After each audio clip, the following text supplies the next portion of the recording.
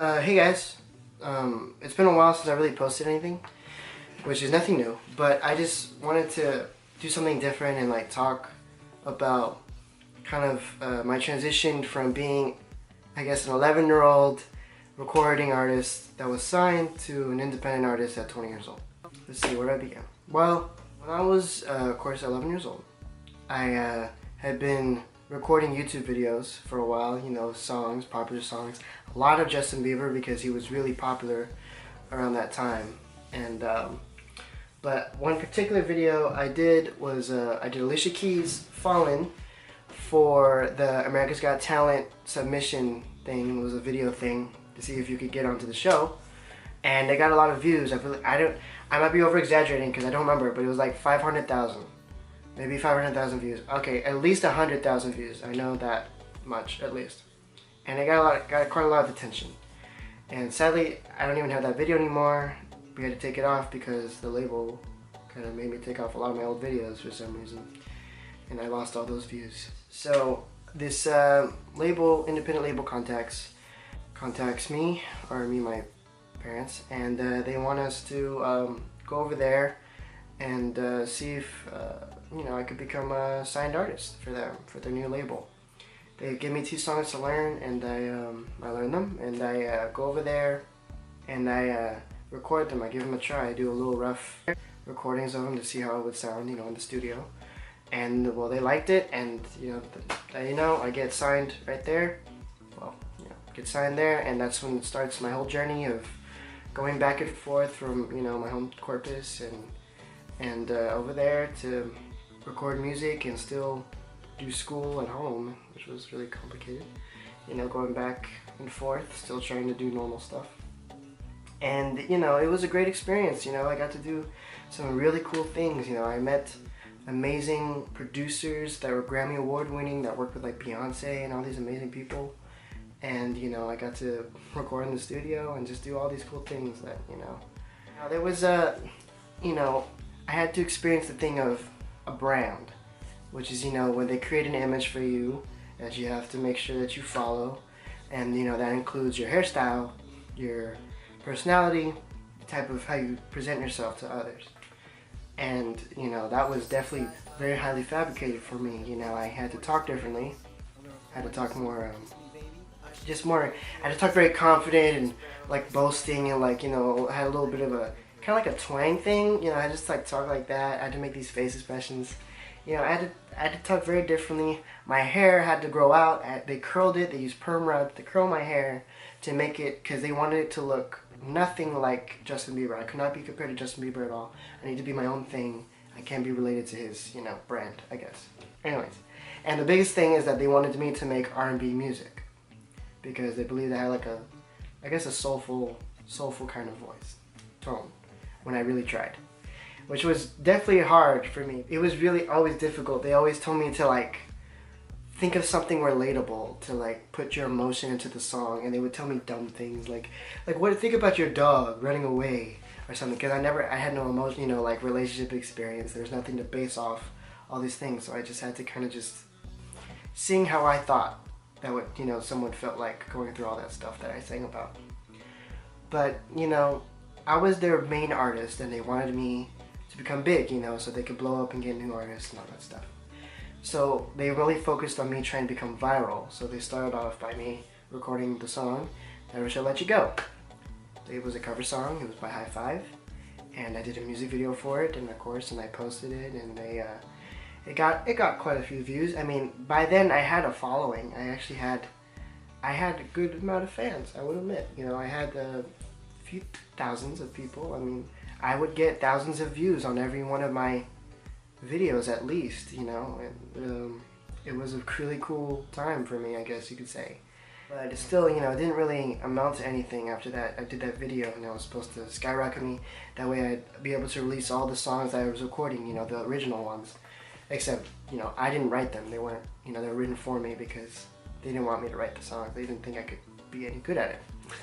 I did that for a few years. I was probably you know, I recorded the song when I was 11 or 12, and by the time I was 13 is when I did the music video for it and released. So I already been there for a few years, and I only released one song out of that whole time.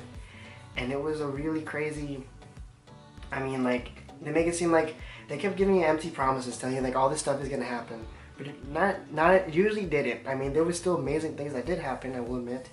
You know, I got to meet amazing people. I got to perform in a few pretty cool places. You know, I recorded. I remember I recorded a song with DJ Unk. It was gonna be a cool summer smash hit that never got released, and well, probably never will be. And I even did, you know, a photo shoot with him for it. You know, it was supposed to get released and all this stuff, but nothing ever really came out of any of those things. All those songs I recorded, all those people I worked with, none of them will ever be released. You'll never hear them. You know, at least never officially hear them.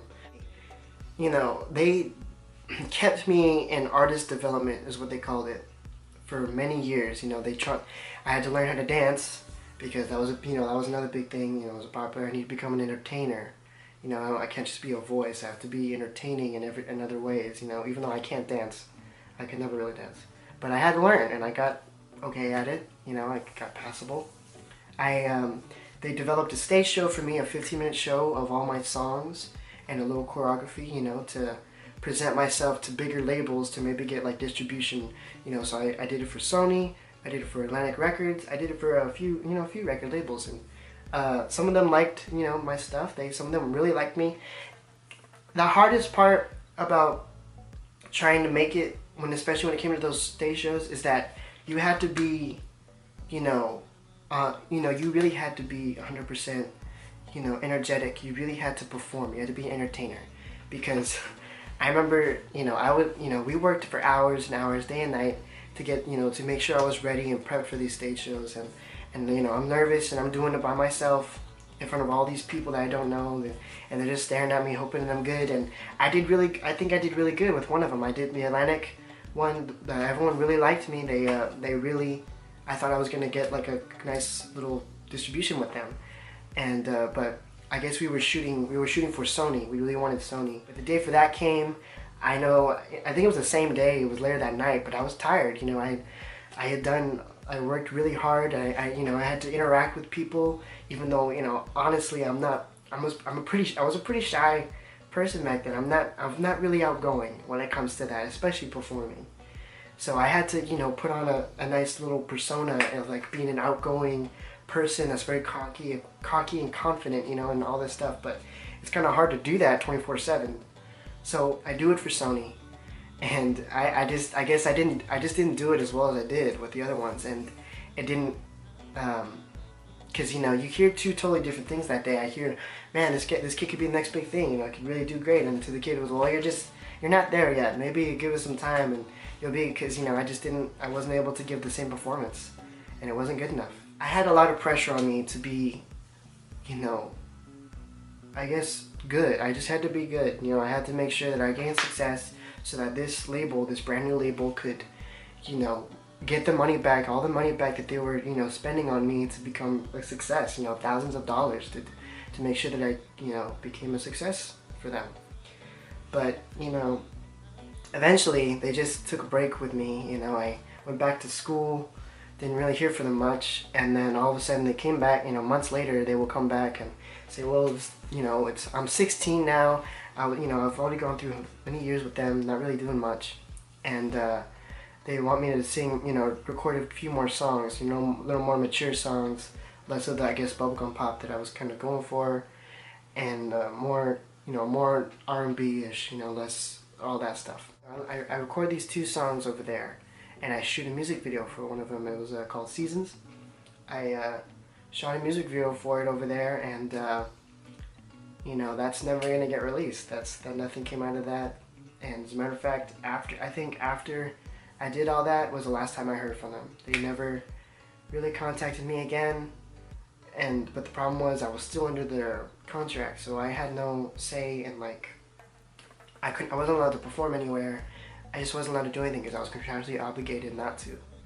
You know, I mean, they controlled my whole life. It was really a pain. You know, I couldn't cut my own hair for, you know, because it wasn't part of the brand. I had to stick with the brand, and, you know, that led to getting kind of, you know, made fun of when I would get home, because, you know, people just made fun of me and think I was, like, you know, I looked ridiculous, which I agreed, I did look ridiculous.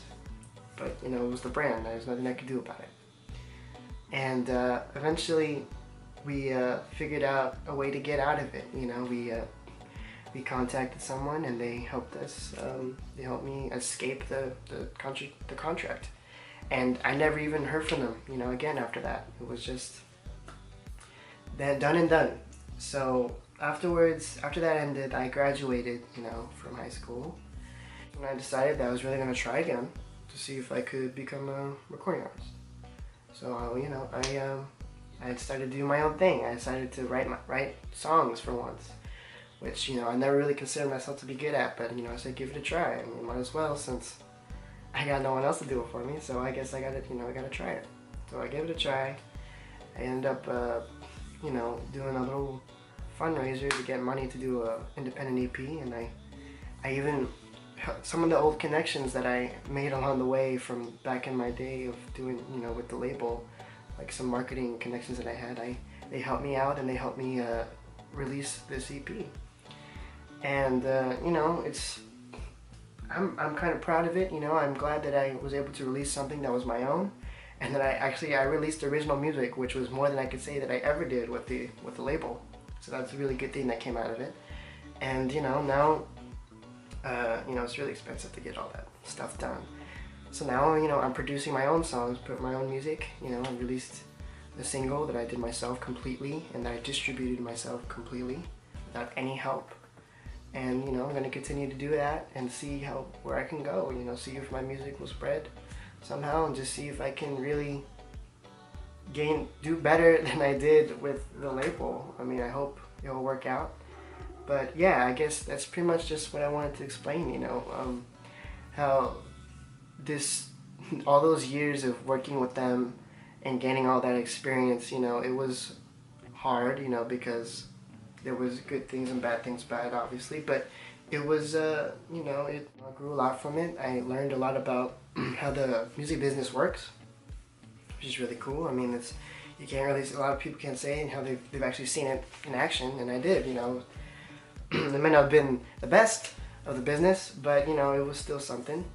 Still something I could definitely say I was pretty lucky, you know. I was pretty lucky to have that experience, especially at that age. And I hope that, you know, people will, I guess, start, you know, listening to my music again. You know, I get that following that I lost, because, you know, ever since I couldn't, you know, post any YouTube videos for a few years, because, you know, they had control over me. There was nothing I could do. So now I'm back and I'm doing my own thing, and I hope I can gain my following back and just get more fans. And I appreciate, you know, that people continue to support me and just check out all the stuff that I'm working on, because, you know, I'm just trying to do my own thing now. And I think, you know, in this day and age with the way, you know, streaming and distribution, all that works, it's actually really possible to stay independent and be successful. So that's what I'm striving towards, and hopefully later down the line I'll be able to really, you know, get the dream that I originally wanted, you know, of finding success and being a good recording artist. I just wanted to talk a little bit about that, my experiences and stuff. A lot of people may not be able to relate, some people might, to this kind of position, you know, but I just wanted to tell people what it was like, and, you know, tell you that even after losing all that opportunity, that you can still create your own opportunity and just do your own thing for fun, just because you want to do it yourself, instead of having to, you know, think that you need like a big upper hand to really do what you want to do. You know, I write music now, and I'm still getting better at it. I don't think I'm really good right now yet. You know, I'm working on it. I'm working on being a better producer. I'm not really good. You know, I don't know all the ins and outs of making a quality song. You know, I'm still just learning as I go.